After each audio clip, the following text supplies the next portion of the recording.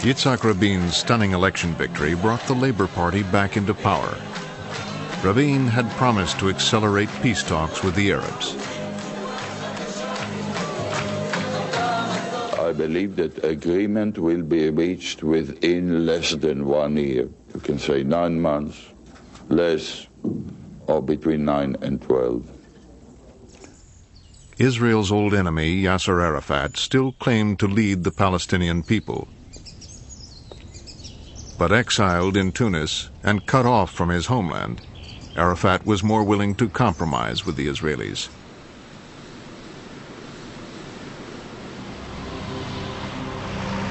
In London in December 1992, a PLO representative from Tunis was on assignment.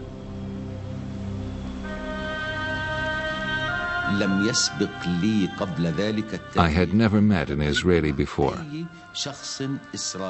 not one. All the way to the meeting, I was looking left and right, and behind me, I was afraid of being seen. The Israeli who initiated the meeting was waiting for him. He was an academic with unofficial connections to Israel's new labor government. It was a moment of truth. Meeting a PLO man was against the law. The Israelis' cover for meeting a member of the PLO was provided by a fellow social scientist from Oslo. I simply suggested that Hirschfeld and myself had breakfast, and then that when Abu Allah arrived in the lobby, I should simply discreetly slip away from the table and Abu Allah should take my place.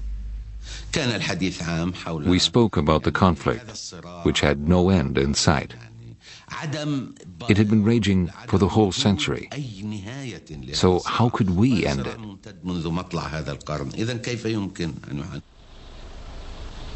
PLO headquarters in Tunis awaited his report. Abu Allah told us what had happened. I said, if they ask you to go again, go. He asked, what's the point of talking to these people? I said, well, there must be something behind it. At the same time, official peace negotiations begun in Madrid continued in Washington, where a delegation of West Bank Palestinians were getting nowhere. Bypassing the delegation to talk directly to the PLO was thought by some Israelis as a better way around the impasse. But even the PLO did not speak for all Palestinians.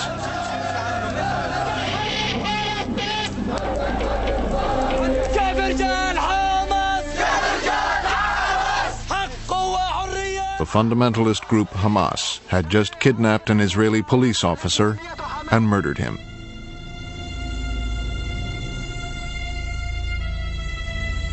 We have to take a measure that will speak not by words, but by deeds. Rabin ordered Israeli security forces to round up and deport 415 Hamas activists. The expulsion from the West Bank created a crisis in Washington. If they do deport the Palestinians this morning, then I don't think the Israeli delegation tomorrow morning will find a Palestinian delegation to negotiate with. The public opinion at home was,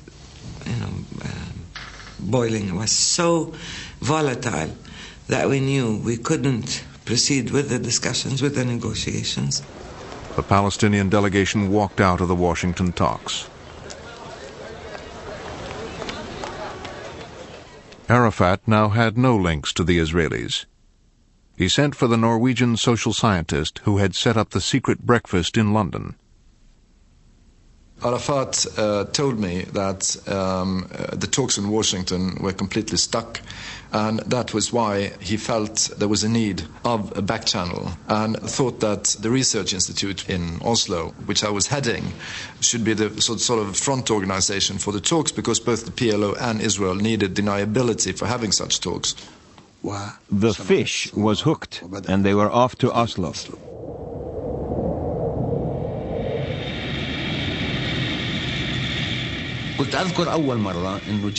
We were nearly arrested when we landed. We didn't have visas. Nobody met us. Instead of being treated as VIPs, we were grilled for 2 hours by the Norwegians. We had to be so careful that we did not even inform the Norwegian secret police about their arrival. Abu Allah, with 2 fellow Palestinians, was driven through the snow to a country mansion near Oslo. Here, he and the Israeli professor got down to business. I said to Abu Allah, we must focus on topics where agreement is possible. We must put to one side subjects we know we can't resolve.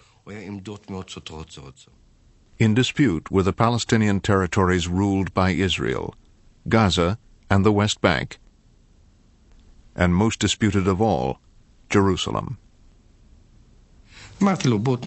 I said, we won't agree about Jerusalem. He talked about Palestinian control of the entire West Bank.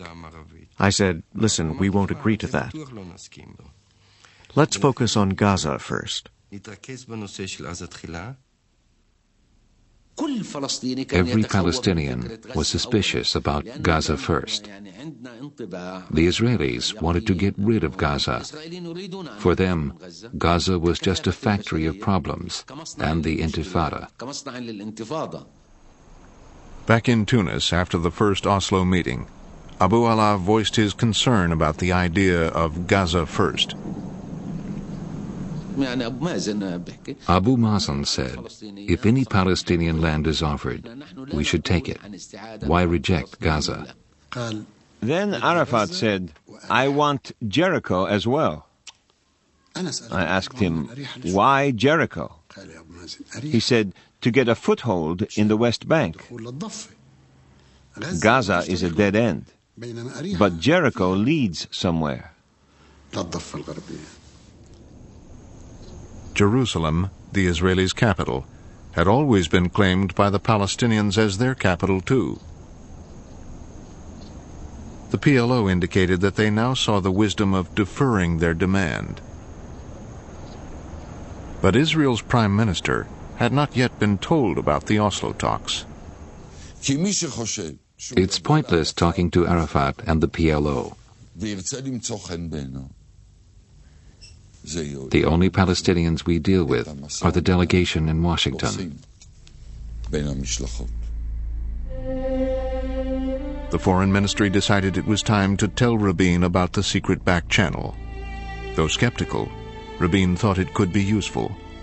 The Palestinian delegation was still boycotting the Washington talks, and he was determined to force them back to the negotiating table. We had orders for the next session in March. As we left Oslo, we told Abu Allah we wouldn't be coming back unless the Washington talks were resumed. It was an ultimatum. Arafat now had to resuscitate the Washington negotiations. He summoned Hanan Ashrawi and her colleagues to tell them they must go back.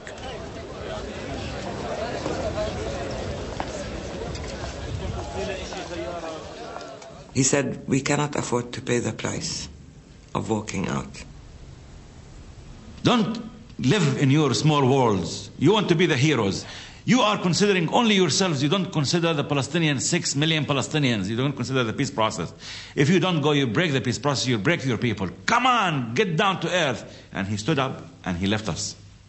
He walked on us. So we followed him to the other room. He was so furious.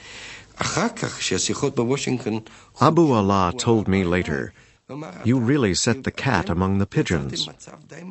Arafat and I had to talk the whole Washington team round. He said they were all against going back. We couldn't tell them why they had to. We gave them lots of reasons, all completely fictitious. We came back by clear-cut orders from Yasser Arafat. Go. Soon afterwards, Israel's Oslo team brought home a draft which the two sides called a Declaration of Principles. They came back very excited and said, "We have a draft." It was obviously still rough, but they said, "Look, the PLO are willing to play ball." But with the Washington talks resumed, Rabin had no further use for the Oslo talks and ordered them suspended. The Foreign Ministry, desperate to keep them going, placed the Oslo Declaration before a lawyer Rabin trusted. I thought that the document was lousy and needed to be started from scratch. I said to him, "Look, the real breakthrough in Oslo is that the PLO have agreed to go one step at a time. This means that we retain Israeli control." Yossi Beilin drove with his boss, Foreign Minister Shimon Peres, to see Rabin. I was squeezed between the two of them, and as we were driving, Yossi Beilin whispered into my ear. He said, "Well, I don't want to put you under too much pressure, but you should know that the entire fate of the Oslo negotiations now is on your shoulders." And with this statement ringing in my ear, we entered Rabin's office. At the beginning, the drafts were very, very bad to Israel. He was suspicious that the PLO was using the Oslo track in order to somehow trick Israel into concessions and then using what was said in Oslo against Israel in Washington. I said, "Yitzhak, forget Washington." Maybe the PLO was trying to tell us that they were prepared to be more flexible than the official positions expressed in Washington. I had my doubts, but I said, go ahead, try. Rabin asked the lawyer to join the talks in Oslo, alongside a top government official appointed to show the PLO that Israel now meant business.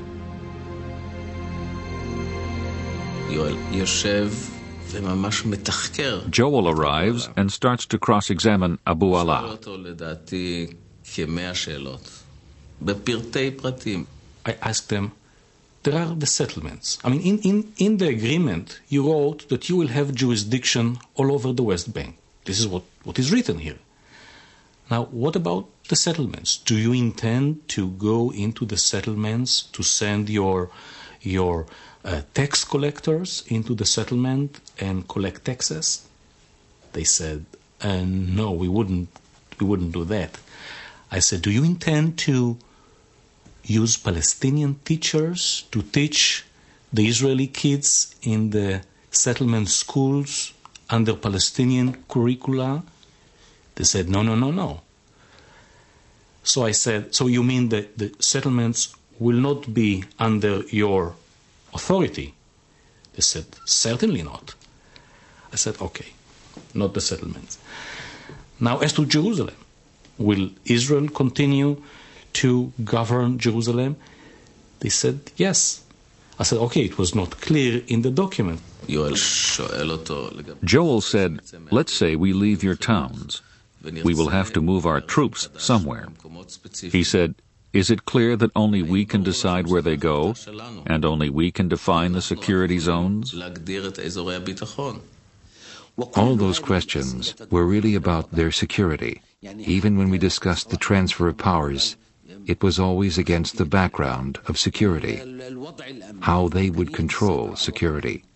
Everything was about security. And Abu Allah says, yes, as long as you don't make the whole West Bank a security zone. And when they came out of that meeting, Abu Allah came up to me and said, they've turned the Declaration of Principles completely upside down. This is absolutely crazy. We cannot continue like this. But then also he smiled at the end of his outburst, and he said, but I learned a hell of a lot from those questions. At the next session, the lawyer handed back to the Palestinians the Declaration of Principles, with all their verbal concessions spelled out in cold print. I told Singer straight out, "You seem to have come with a mission. You are here to destroy the peace process. You're full of hostility to Palestinians. You're living in the past. You have a fear complex. You're still living in the ghetto. You can't make the break and see the way forward." His eyes were shining with anger.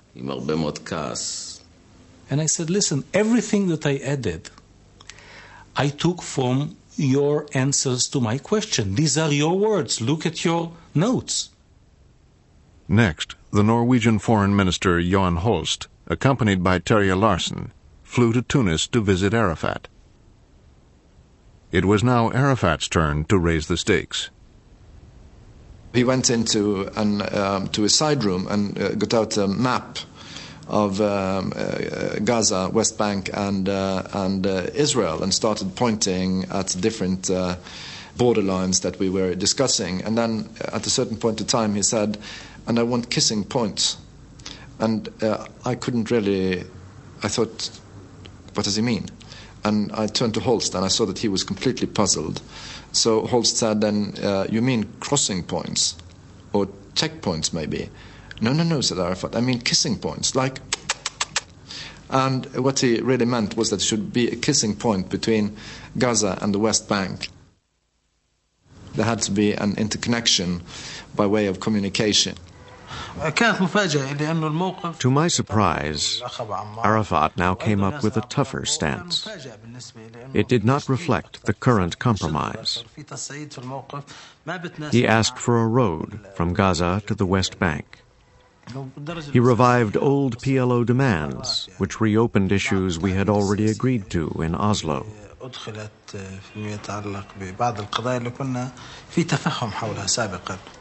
The Palestinian-controlled road between Gaza and the West Bank that Arafat was asking for would cut Israel in two. And now Arafat wanted not just Jericho, but the surrounding district as well.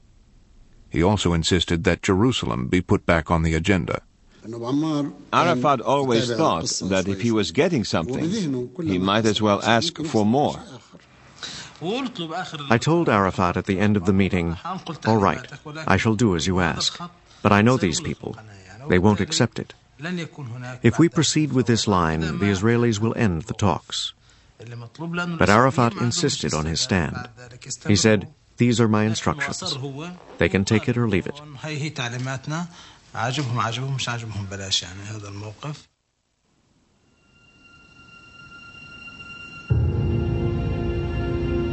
Back in Norway, the Palestinian-Israeli relationship was strained by the new demands. Abu Allah, the chief PLO negotiator, presented the new hard line. The Israelis were stunned. I said, "Gentlemen, you are pulling it all apart. All that you promised, all we negotiated. You know the ground rules we agreed to. But if we take your proposals back to Jerusalem, we can kiss the peace talks goodbye." And I was about to put my things away. Suddenly, Abu Allah asked us to remain seated at the table. He wanted to make a personal announcement.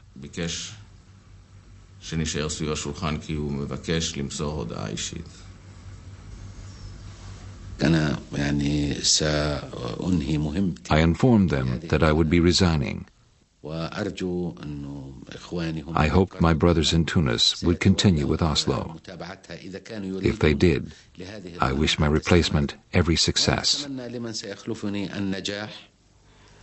Goodbye, my friends. I will always remember you. We all wondered whether this experienced negotiator was pulling some kind of trick, or whether he meant it.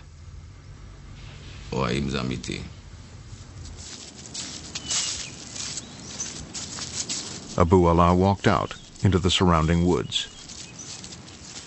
He'd hurt his foot, so I got a stick for him with a silver handle. So he was walking around with an air of superiority towards the Israelis, refusing to talk to them. And then he came over to me and said, "It's all over." This was the moment of crisis, when you either pull the plug or do something drastic. We decided to try something drastic. The Israelis had prepared an alternative idea for just such a moment. I said, listen, the fact that we are talking with the PLO will eventually leak out. I think that we should have another agreement in which the PLO undertakes to do a number of things, and in return, Israel recognizes the PLO as the representative of the Palestinian people. Singer's point was that if you negotiate with the PLO, you're virtually recognizing them. Recognition was the key. It would put the PLO on the map. Now in Oslo, the moment to raise the issue of recognition had come. The Israeli found Abu Ala in a small drawing room. Abu Ala was leaning on a stick, like this. He raised his eyes to me and I asked him, "How are you?" And he said, "Very bad, very bad." I wasn't acting. I was genuinely angry. If you've been negotiating for 6 or 7 months, and people suddenly start coming up with new ideas, it's impossible to go on. I said, "Listen, Abu Ala, if we can't have our modest agreement, let's go for something really big." He looked up and said, "What do you mean?"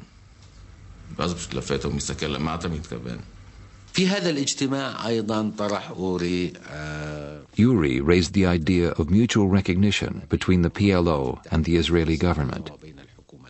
He dictated some conditions. The main points were that the PLO would recognize Israel's right to exist, renounce terrorism and violence, and change the PLO charter to reflect the new reality. I said, "Listen, if you persuade Mr. Arafat to accept all these conditions, I promise I'll try to persuade our Prime Minister and our Foreign Minister to recognize the PLO."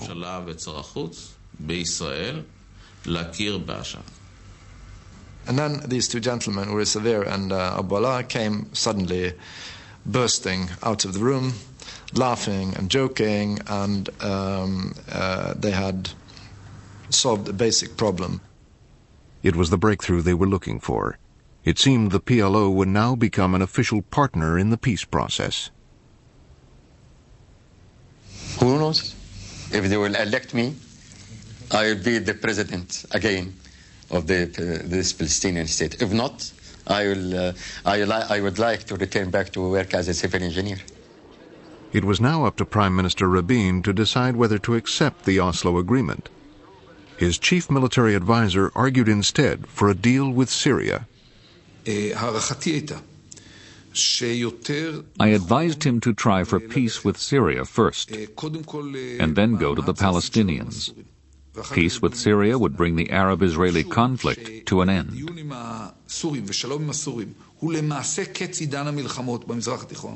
If Syria could be persuaded to sign a peace treaty, its client state Lebanon would follow, and the Palestinians and Jordan would have little choice but to fall in line. It was in the interest of both us and the Syrians, and it would reduce the Palestinian scope for haggling. An agreement with Syria will make a positive strategic difference to Israel. An agreement with the Palestinians would just be public relations.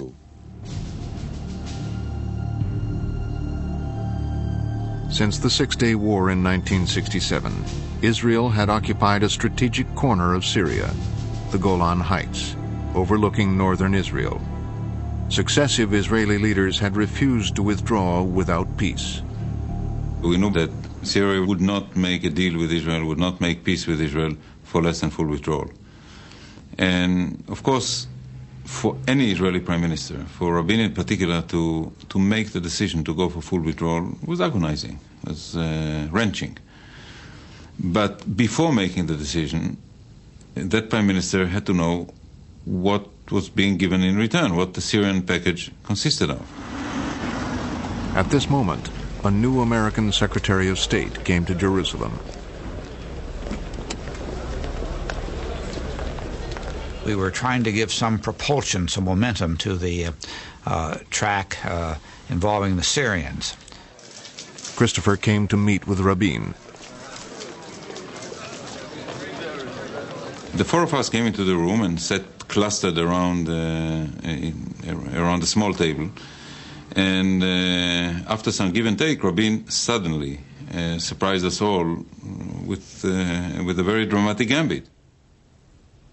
He did give me a very important message to take to Syria, to take to President Assad, and that was, he said, ask Assad, if I am able to give him what he needs, will he really go all out for peace? In other words, if Rabin withdrew from the Golan Heights, would President Assad accept alternative ways to safeguard Israel's border? Would Syria agree to full peace, stop support of terrorism from Lebanon, and establish diplomatic and trade relations with Israel? Christopher left the room with the knowledge that I think he was holding a very significant mandate in his pocket. When he arrived in Damascus, Christopher presented Israel's offer of withdrawal to President Assad. His mistrust of the Israelis was such that he always took every concept and turned it over and looked at it from all different sides, and that's what he was doing with the concept of withdrawal. And he did it by asking me questions, not impolite questions, but very aggressive questions. Now, you have to tell me, Mr. Christopher, what the Prime Minister means by withdrawal. That's just an empty term. I really know what it means. Christopher then shuttled back to Jerusalem.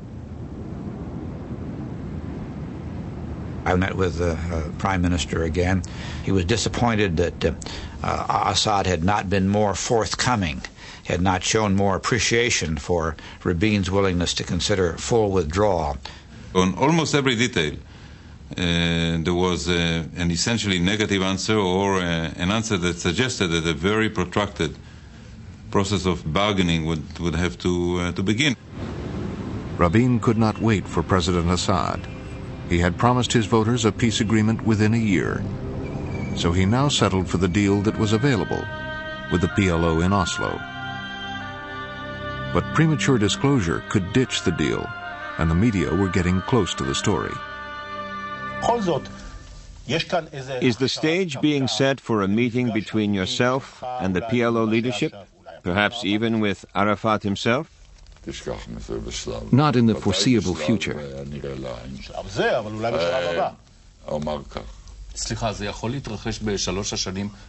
Before the next election, at least? I hope not. Rabin had to act fast. He gave the go-ahead to Foreign Minister Shimon Peres. Shimon Peres told me, Yoel, take all your documents, come with me. We're going to conclude the agreement. Peres set off for Scandinavia. To clinch the deal, he needed a smokescreen. He met Norwegian Foreign Minister Johan Holst secretly in Stockholm and asked him to be his mouthpiece in case anyone was listening in as they telephoned Arafat in Tunis. I called Arafat and I got him immediately on the line. And I told him that in the code we used at the time, Abu Ammar, which is Arafat's nom de guerre, I have the two fathers here. That was the code for foreign ministers. My father and the other father. And he immediately understood what I meant. And I said, and they want to finish everything tonight. We went through the last disputed points, one by one.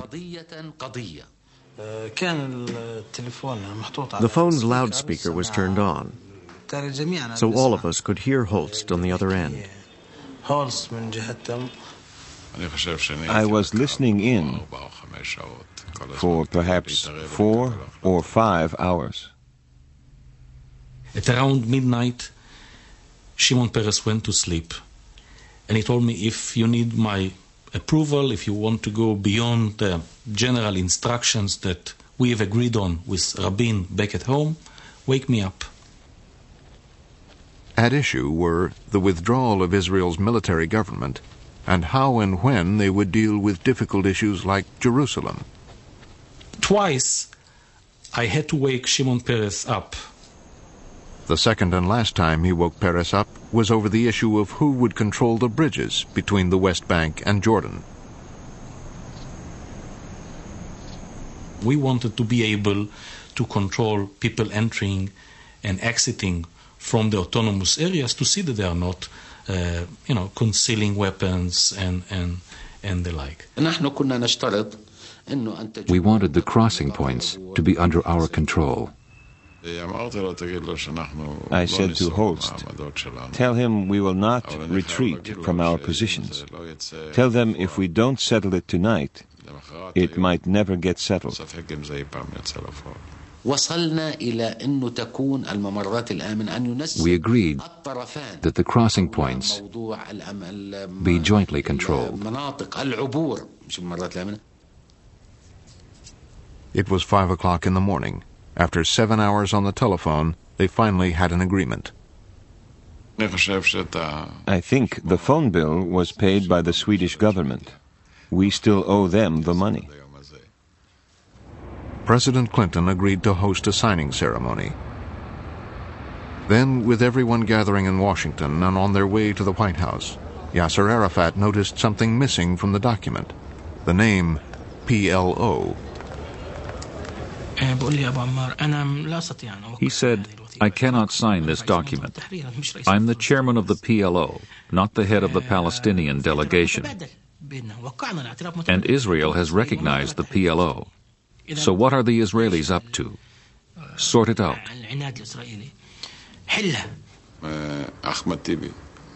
Ahmed Tibi rang me. He said, there's a small matter to be sorted out. If it isn't sorted out, the ceremony is off, and the chairman is going home.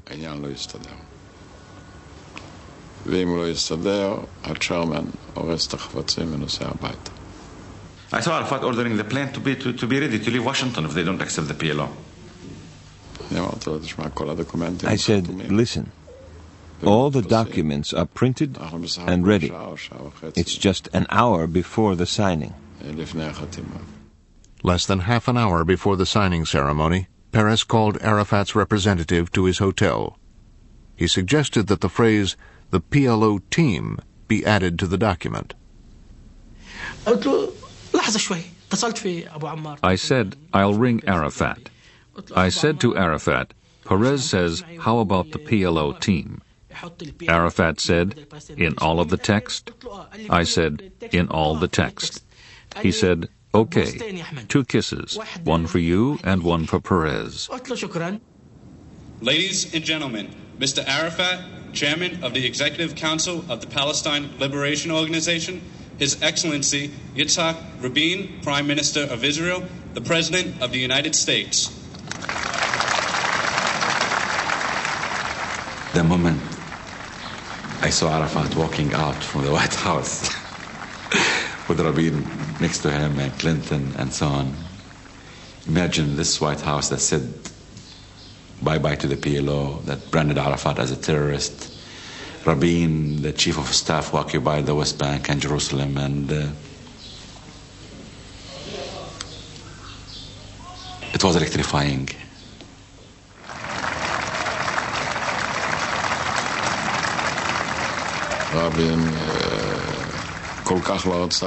Rabin didn't want to look at Arafat.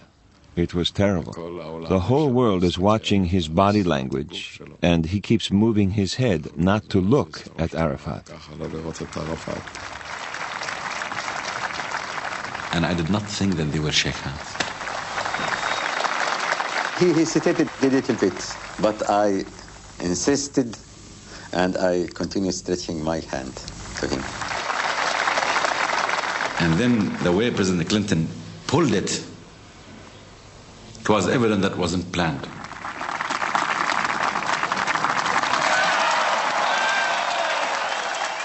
Arafat just wouldn't let go of his hand. He's a great expert at such things.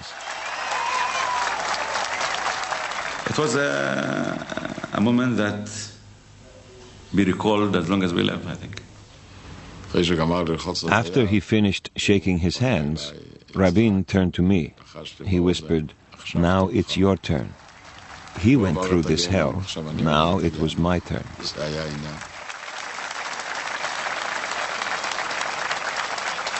But the agreement did not bring peace. In the occupied territories, a large number of Palestinians vowed to continue the fight. In Israel, too, the opposition was fierce. We think that this endangers Israel, and what I would do as Prime Minister is to do anything responsible within the rule of law to stop and nullify the dangers that emanate from this agreement with the PLO to Israel's security.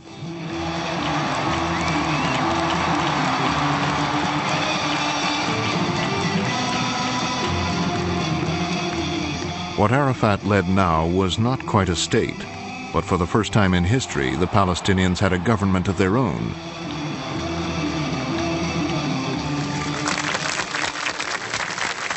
Among the Arab countries, now Jordan would join Egypt in making a deal with the Israelis. King Hussein was at last able to sign the peace treaty he had wanted. What we have accomplished and what we are committed to is the end of the state of war between Jordan and Israel.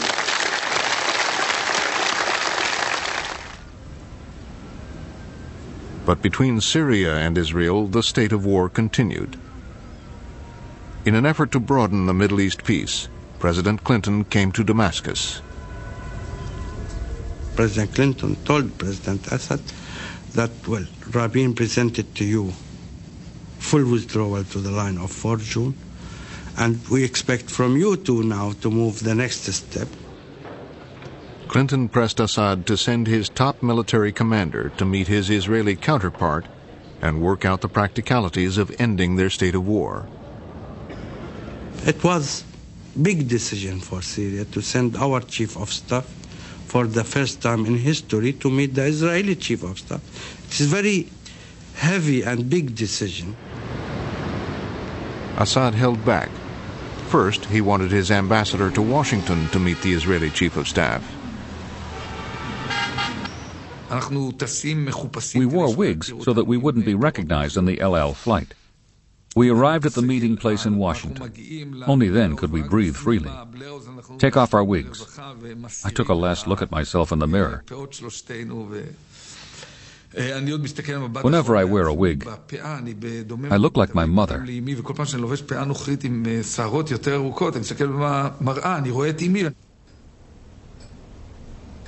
The Israeli commander began the meeting by speaking of a military withdrawal, without specifying the precise frontier. I insisted that withdrawal has to be to the line of 4 June 1967. I repeat this word more than 20 times during the talk with Barak.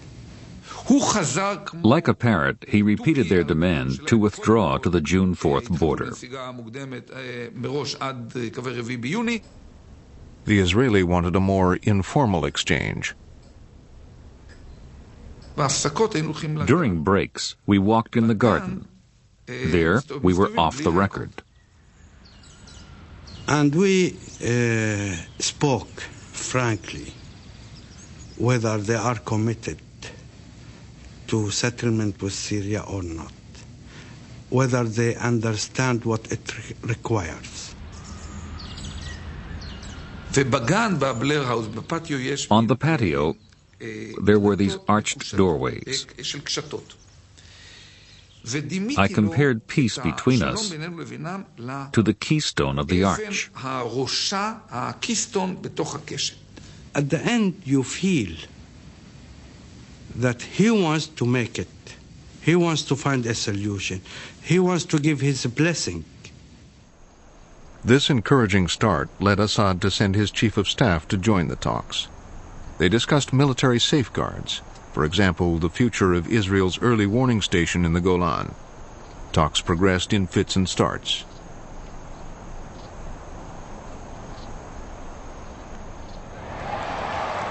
On the night Syria and Israel agreed to begin a new round of talks, the Israeli peacemakers held a rally in Tel Aviv.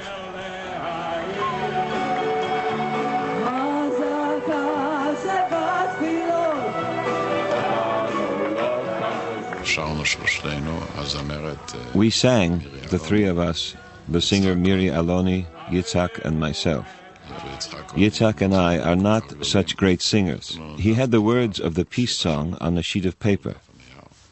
After we sang, out of tune, Yitzhak folded it and put it in the pocket of his jacket. On the way to his car, he was shot dead by an Israeli extremist. 3 bullets went through his heart and through the song.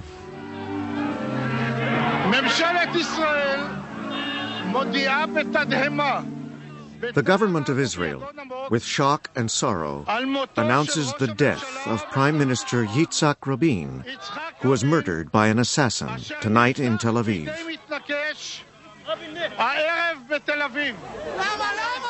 Why? Why have they done this? I am very sad and very shocked for this awful and terrible crime against one of the brave leaders of Israel and the peacemakers.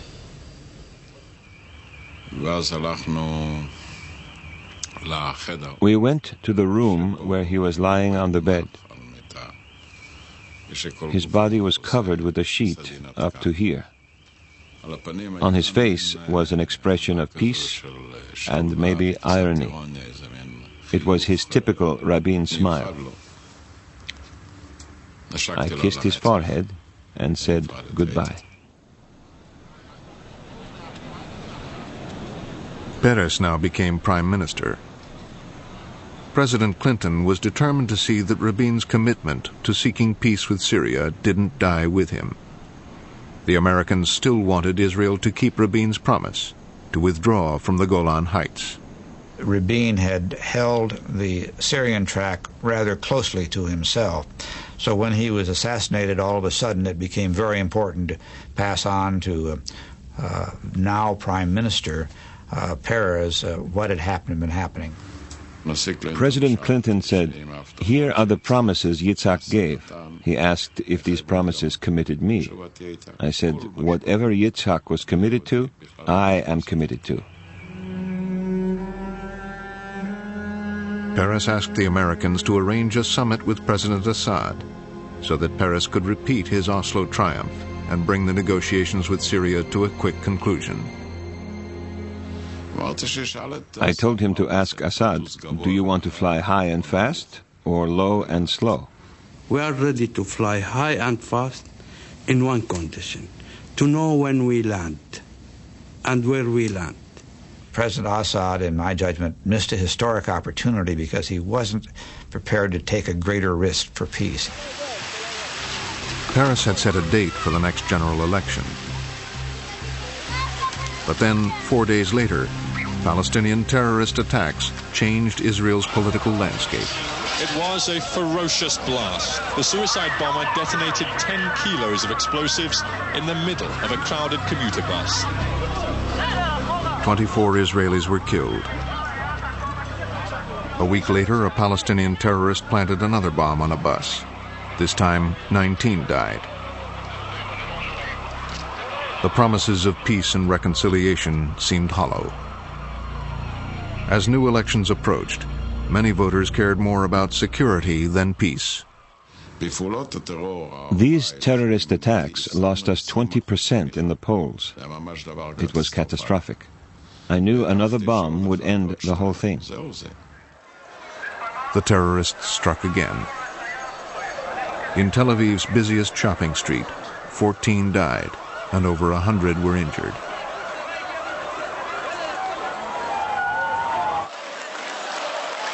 Together, the Israeli electorate and Palestinian extremists had brought forth a new, more mistrustful Israeli leader. The major decision took place before the elections, when I said that I would honor the Oslo Accords, even though I thought they contained many flaws. Nevertheless, Netanyahu agreed to partial Palestinian control of Hebron. But for 18 months afterwards, the peace process was paralyzed. In October 1998, under considerable American pressure, Israelis and Palestinians met in a hotel outside Washington.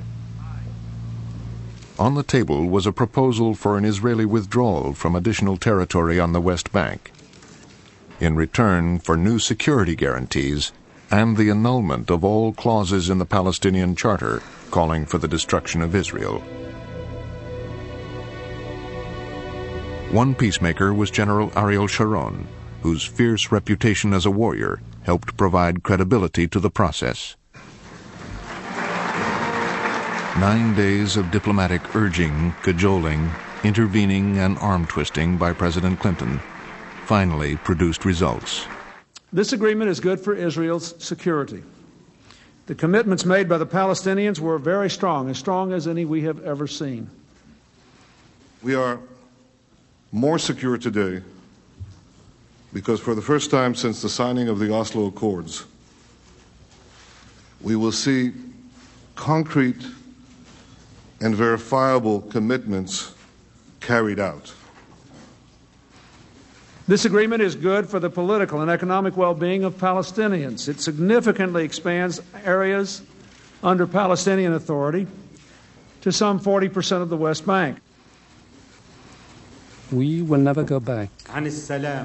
We will never leave the peace process, and we will never go back to violence and confrontation. No return to confrontation and violence. To support the agreement, King Hussein left his hospital bed where he was being treated for cancer. He went right to the heart of the matter.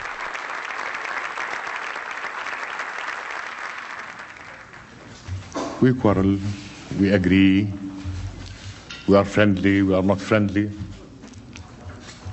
But we have no right to dictate through irresponsible action or narrow-mindedness the future of our children and their children's children. There has been enough destruction, enough death, enough waste. And it's time that together we occupy a place beyond ourselves, our peoples, that is worthy of them under the sun, the descendants of the children of Abraham. After 50 years of war and suffering, a halting, tentative partition of Palestine was underway.